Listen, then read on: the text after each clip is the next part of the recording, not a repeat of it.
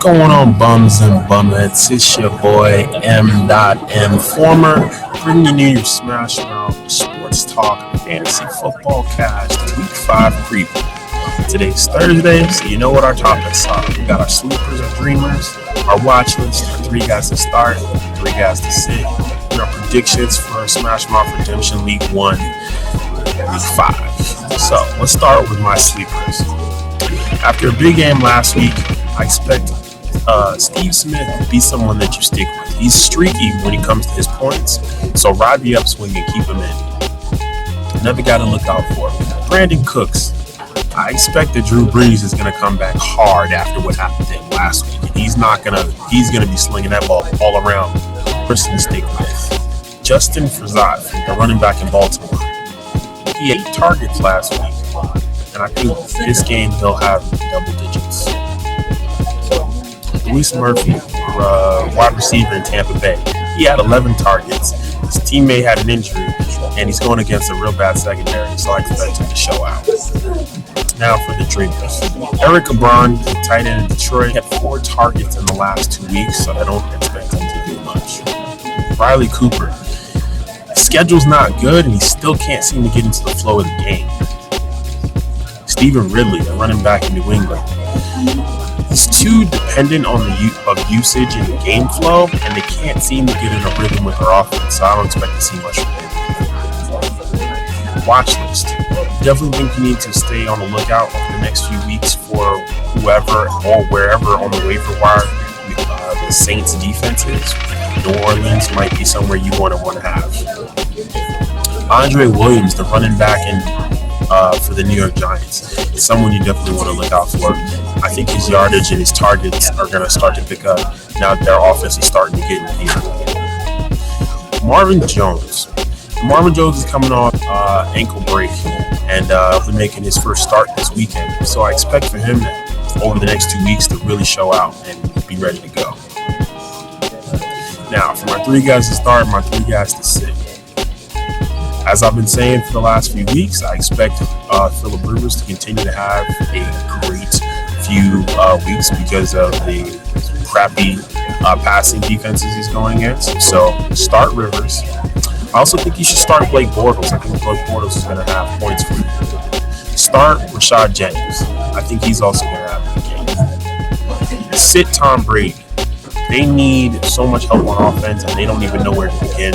He's not where you want to go to look for fantasy points. Also, I think it's going to be a really good day for Green Bay, so sit the Vikings defense.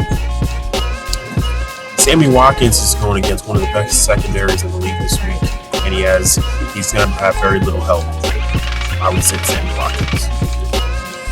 So now for our Week 5 predictions. Predictions are going into Week 5. So my San Diego Spartans are going against Dago Major. I think this game is going to be another close one. It's going to be a defensive struggle.